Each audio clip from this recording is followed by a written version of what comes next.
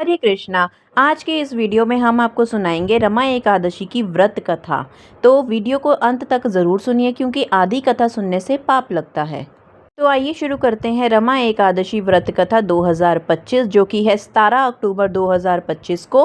पर उससे पहले कथा शुरू करने से पहले आप हमारे चैनल को सब्सक्राइब कर लीजिए और हमारे कमेंट बॉक्स में जय श्री कृष्णा दिल से लिखिएगा।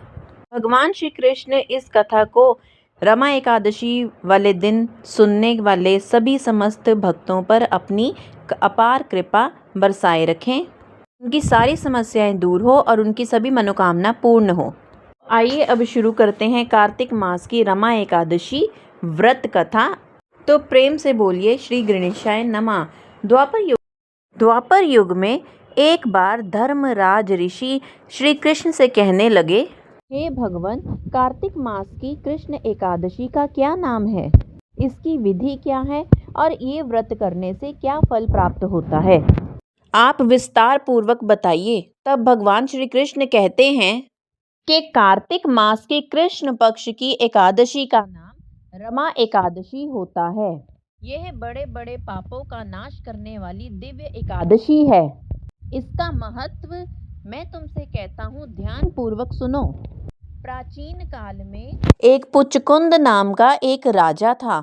उसकी इंद्र के साथ मित्रता थी और साथ ही यम, वरुण, कुबेर भी साथ उनके मित्रता थी और भगवान विष्णु के परम भक्त थे। सत्यवादी राजा मुचकुंद की एक पुत्री थी जिसका नाम चंद्रभागा था। चंद्रभागा का विवाह अन्य नगरी के राजा के पुत्र शोभन से हुआ था। राजा मुचकुंद हर साल एकादशी का व्रत रखते थे। राजा के अलावा उनके राज्य के सभी लोग भी ये व्रत पूरे मन से रखते थे। किसी के घर खाना नहीं बनता था। एकादशी के दिन सभी लोग व्रत करते थे। मुचकुंद के राज्य में सभी एकादशी व्रत करते थे और उस दिन सभी निराहार रहते थे। मुचकुंद की बेटी का पति शोभन बहुत कमजोर था।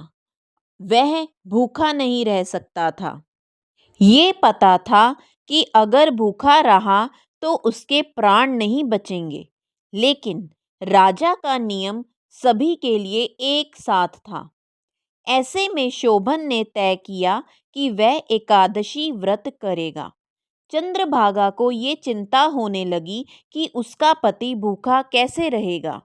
शोभन ने भगवान पर भरोसा करके व्रत कर लिया, लेकिन जैसे जैसे समय आगे बढ़ा वह भूख प्यास सहन न कर सका। सुबह पारण करने से पहले ही उसकी मृत्यु हो गई। पति की मृत्यु से चंद्रभागा बहुत दुखी हुई। शोभन को उसके एकादशी व्रत के फलस्वरूप अगले जन्म में मंदराचल पर्वत के राज्य में राज मिला। एक दिन राजा मुचकुंद मंदराचल पर्वत पहुंचे तो उन्होंने अपने दामाद को देखा तो प्रसन्न हो गए। राजा ने अपनी पुत्री चंद्रभागा को बताई तो वह भी प्रसन्न हुई।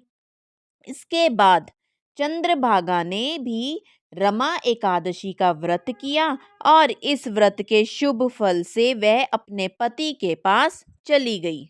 इस प्रकार चंद्रभागा ने अपने पति के साथ सुख से अपना जीवन व्यतीत किया और वहीं अपने पति के पास विहार किया। अंत में श्री कृष्ण युधिष्ठिर से कहने लगे, मैंने ये रमा एकादशी का मातम्य कहा है।